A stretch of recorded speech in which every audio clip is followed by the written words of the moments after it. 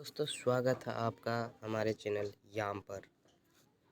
आज हम लोग जानने वाले हैं कि हमारा सामाजिक विज्ञान का जो प्रैक्टिकल वाला किताब आता है 10th क्लास का, उसमें जो पहला चैप्टर है यूरोप में राष्ट्रवाद, उसके सारे उत्तर को जानने वाले हैं आज हम लोग। तो सबसे पहले हम शुरू करते हैं अपने पहले प्रश्न से कि फ्रेडरिक सोरियो कहाँ का निवासी था।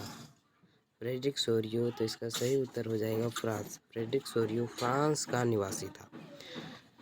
फ्रेडरिक सोरियो फ्रांस का निवासी था जिसने 4 चरित्रों की श्रृंखला बनाई थी। अब हमारा दूसरा प्रश्न है कि जर्मनी का एकीकरण कब हुआ। जर्मनी का एकीकरण कब हुआ, तो इसका सही उत्तर हो जाएगा 1866 से 1871 ईस्वी में।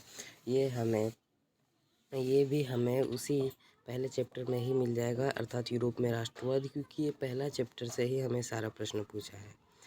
अब आता है हमारा तीसरा प्रश्न, वियना संधि के परिणाम स्वरूप फ्रांस में कौन सा राजवंश सत्ता में आया। तो वियना संधि के परिणाम स्वरूप बुर्बो राजवंश जो कि 1779 के 1789 में हुआ था फ्रांसीसी क्रांति, उसमें इसे हटा दिया गया था, उखाड़ के फेंक दिया गया था नेशनल असेंबली के द्वारा। इसे फिर से 1815 ईस्वी में वियना संधि में वापस लाया गया। हमारा चौथा क्वेश्चन है कि जोल्वे राइनर नामक शुल्क संघ कब स्थापित हुआ। तो जोल्वे राइनर नामक शुल्क संघ 1834 ईस्वी में लागू हुआ, जिसके कारण शुल्क सीमाओं को समाप्त कर दिया गया और नाप तोल की व्यवस्था जो कि लगभग 30 थी, नाप तोल की व्यवस्था लगभग 30 थी, उसको हटाकर 2 कर दिया गया। अब अगला प्रश्न है हमारा कि नेपोलियन ने इटली पर आक्रमण कब किया। तो इसका सही उत्तर हो जाएगा कि 1797 ईस्वी को नेपोलियन ने इटली पर हमला किया। छठा प्रश्न है कि यदि फ्रांस को छींक आती है तो शेष यूरोप को ठंड लग जाती है, यह किसने कहा। तो इसका सही उत्तर हो जाएगा मेटरनिख ने।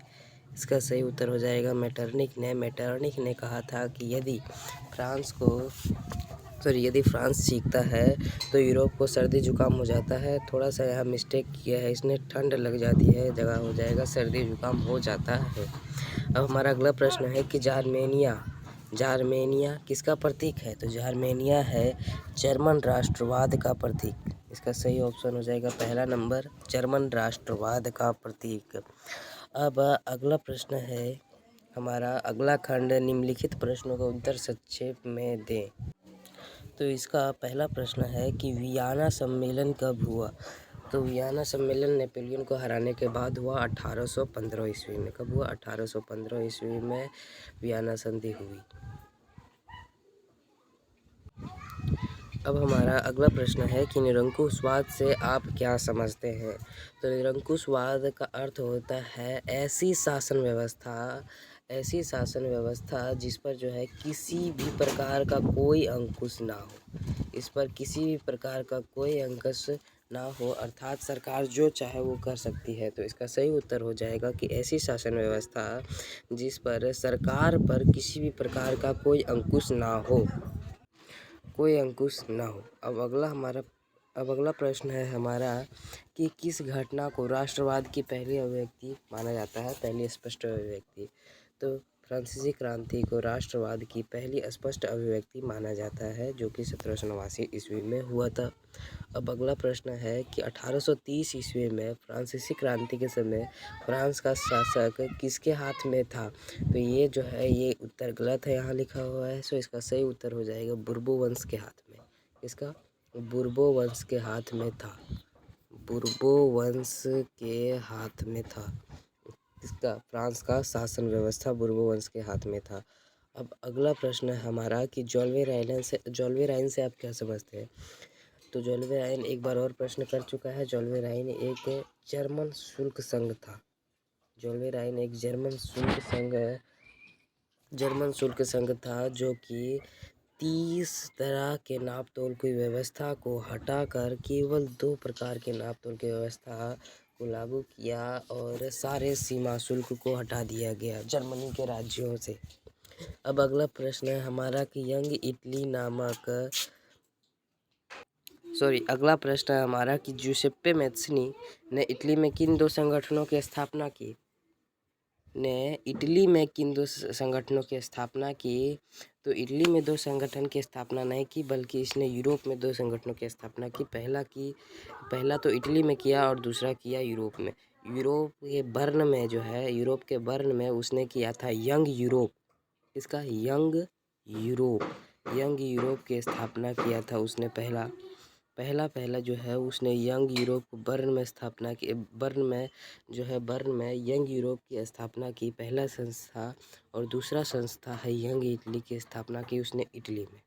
तो उसने दो प्रकार की संस्था की स्थापना की, पहला यंग यूरोप और यंग इटली। एक इस प्रकार की संस्था थे भूमिगत, अर्थात भूमि के नीचे वाले संस्था थे। अब हमारा अगला प्रश्न है कि इटली के एकीकरण में जिन 4 व्यक्तियों ने योगदान दिए उनके नाम लिखें। हमने भी 7वें प्रश्न को छोड़ा है। 8वां प्रश्न देख रहे हैं कि इटली के एकीकरण में जिन चार व्यक्तियों ने योगदान दिया है उनका नाम लिखे हैं। तो इटली के एकीकरण में 4 व्यक्ति कौन कौन से हैं? 4 व्यक्ति हैं। पहला ज्यूसेप्पे मैत्सनी ने योगदान दिया है। पहला है ज्यूसेप्पे मैत्सनी और दूसरा है काउर और तीसरा है हमारा विक्टर इमैनुअल। और आखिरी वाला जो प्रश्न है, अर्थात आखिरी वाला जो व्यक्ति है वो है गैरीबाल्डी। तो इन 4 व्यक्तियों ने, जो ये 4 व्यक्ति हैं, पहला जिसेप्पे मैत्सनी, दूसरा काउर, तीसरा विक्टर इमैनुअल द्वितीय और चौथा गैरीबाल्डी, इन चारों ने मिलकर इटली का एकीकरण करने में मुख्य भूमिका निभाया। अब हमारा 7वें प्रश्न पर वापस से हम ध्यान देते हैं। 7वां प्रश्न है कि यंग इटली नामक संस्था की स्थापना किसने की? तो यंग इटली नामक संस्था की स्थापना ज्यूसेप्पे मैत्सनी ने की। कहाँ की? मार्सेई में यंग इटली नामक संस्था की स्थापना की ज्यूसेप्पे मैत्सनी ने। आप इसका स्क्रीनशॉट ले सकते हैं कब बनाने के लिए। एंड अगला हमारा प्रश्न है 9वां नंबर कि जर्मनी का एकीकरण का सूत्रधार कौन था? तो जर्मनी का एकीकरण का जो सूत्रधार था वो बिस्मार्क था। ऑटो वन बिस्मार्क इसका पूरा नाम है। स्क्रीनशॉट लेते वक्त एक चीज़ का ध्यान दें कि हमारा जो ये चौथा नंबर जो प्रश्न है कि 1830 ईस्वी में फ्रांसीसी क्रांति के समय फ्रांस का शासन किसके हाथ में था? तो इस लुई फिलिप को हटा के बुर्बो वंश अवश्य से कर दीजिएगा। बुर्बो वंश। अब हमारा अगला खंड है निम्नलिखित प्रतीकों का अर्थ बताएं। तो सबसे पहला जो प्रतीक है कि उगते सूरज की किरणों का पहला नंबर जो है इसका अर्थ होता है नया युग का प्रतीक है। ये उगते सूरज की किरण इसका प्रतीक है, नए युग का प्रतीक है। अब दूसरा हमारा प्रश्न है इसी में कि टूटी हुई बेड़ियां स्वतंत्रता का प्रतीक है। किसकी है? स्वतंत्रता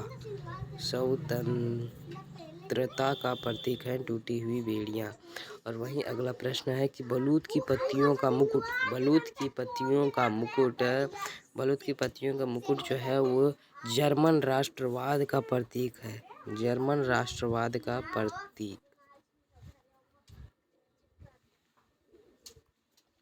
अब अगला हमारा है चौथा खंड। इसमें बोला है कि भारतीय इतिहास से निम्नलिखित तथ्यों का महत्व बताइए। बोला है यहाँ कि भारतीय इतिहास में जो है वो निम्नलिखित तथ्यों का महत्व बताएं। और ये जो प्रश्न बोला है ये थोड़ा गलत बोला है, भारतीय इतिहास नहीं, यूरोप के इतिहास यह करना चाहिए था। तो सबसे पहला प्रश्न है जो हमारा कि 1791 में हम लोगों ने पहले ही देख चुके हैं कि 1791 में जो है वो क्या कहते हैं उसको, नेपोलियन ने जो है वो इटली पर हमला किया। ये देखिए ये प्रश्न जो है हमारा 5 नंबर, इसमें ही पहले हम देख चुके हैं कि नेपोलियन ने इटली पर हमला किया 1797 ईस्वी। अब हमारा जो अगला प्रश्न है वो है कि 1821 में क्या हुआ था? तो 1821 में जो है यूनानी स्वतंत्रता संग्राम की शुरुआत हुई थी। अब अगला प्रश्न है कि 1859 से 1870 के बीच क्या हुआ? तो 1859 से 1870 के बीच इटली का एकीकरण हुआ। अब अगला प्रश्न है कि 1866 से 1871, इसका भी हमने पहले देख चुके हैं कि जर्मनी का एकीकरण हुआ। अब हमारा 5वां अनुभाग है कि इस चित्र में कौन दिखाया गया है। इस चित्र में किसे दिखाया गया है, तो ये जो चित्र आपको नज़र आ रही है, ये चित्र बिस्मार्क का है। तो यहाँ इसका सही उत्तर हो जाएगा कि इस चित्र में बिस्मार्क, ओटो वॉन बिस्मार्क को दर्शाया गया है। जो पहला नंबर है इसमें हो जाएगा ओटो वॉन बिस्मार्क को दर्शाया गया है। अब हम दूसरा प्रश्न का उत्तर बोलते हैं, क्योंकि यह जो दूसरा प्रश्न का उत्तर है वो काफ़ी लंबा है, थोड़ा लंबा है, ज़्यादा नहीं। तो दूसरा प्रश्न है कि चित्रित व्यक्ति के हाथ में हंटर का क्या अर्थ है। तो चित्रित व्यक्ति के हाथ में जो हंटर है वह यह दर्शाता है कि